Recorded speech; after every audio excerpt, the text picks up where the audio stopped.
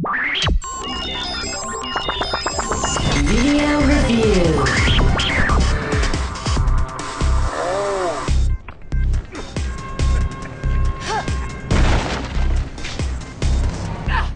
Mirror's Edge is a fascinating first-person platformer that both innovates and looks to the past. This is a modern-day iteration of an old-fashioned platformer in which you're meant to play and replay sequences of jumps, grabs, and slides until you get them perfect.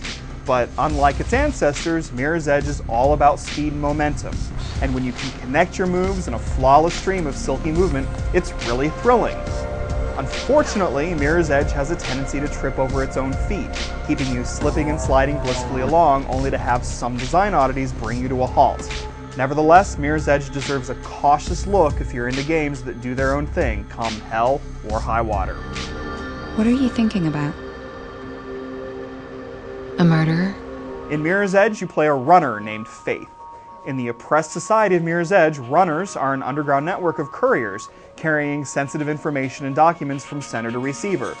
The content of these messages is never clear, but it doesn't matter. The story's conflict instead revolves around Faith's sister, a cop who's framed for the murder of a mayoral candidate promising to bring change to the government.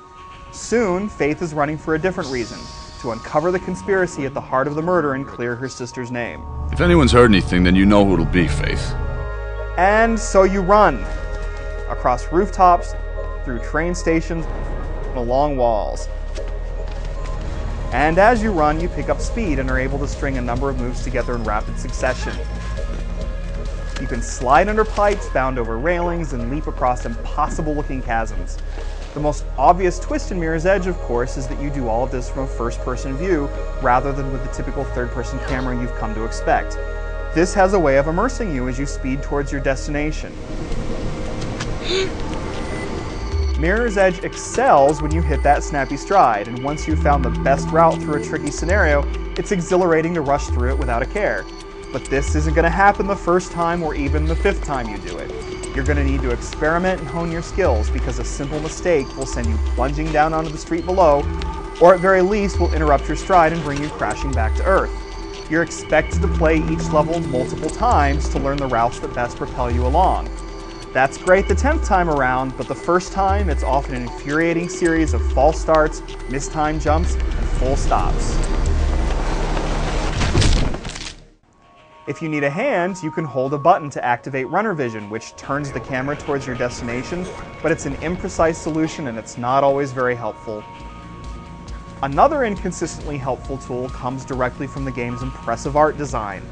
Mirror's Edge is a game of visual contrasts in which stark white environments contrast with primary colors. It looks beautiful and clean, and it's a great way of demonstrating both the bleakness of an authoritarian society and the unique manner in which a runner would see the world.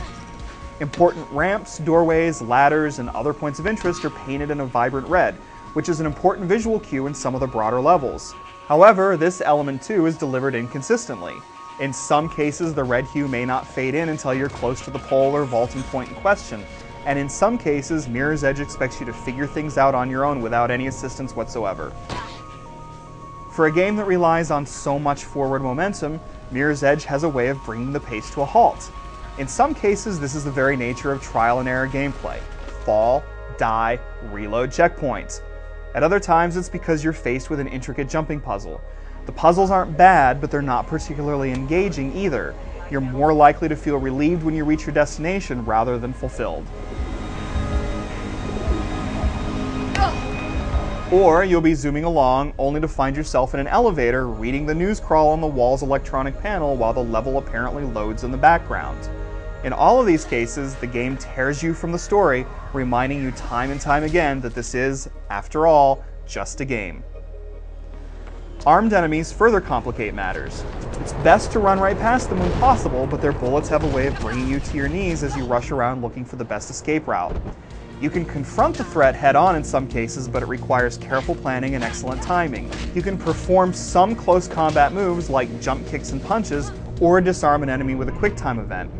If you want to hold on to the weapon, you can fire off a few shots, but the gunplay is loose and unfulfilling.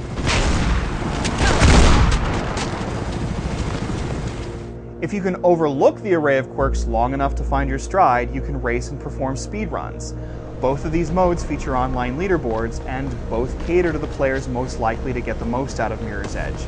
But even if you're a more casual player, you're rarely going to struggle with the smooth controls, though they may take some getting used to. For what it's worth, the PlayStation 3 6-axis and DualShock 3 controllers offer a slightly more comfortable experience than the Xbox 360 one. While the visuals deserve kudos for their unusually crisp style, the audio deserves its own high praise. Sound effects like Faith's breathless heaves and plodding footsteps are authentic touches that heighten the sense of speed and tension.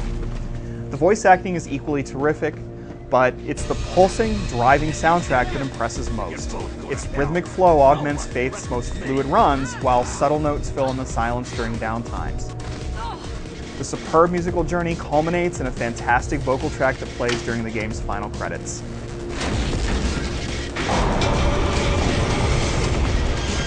Mirror's Edge is many things: invigorating, infuriating, fulfilling, and confusing. It isn't for everybody, stumbling often for a game that holds velocity in such high esteem, but even with all its foibles and frustrations, it's bound to strike a chord. However, in a year overflowing with games of astounding quality and endless enjoyment, the edge of this particular mirror does look a bit dull.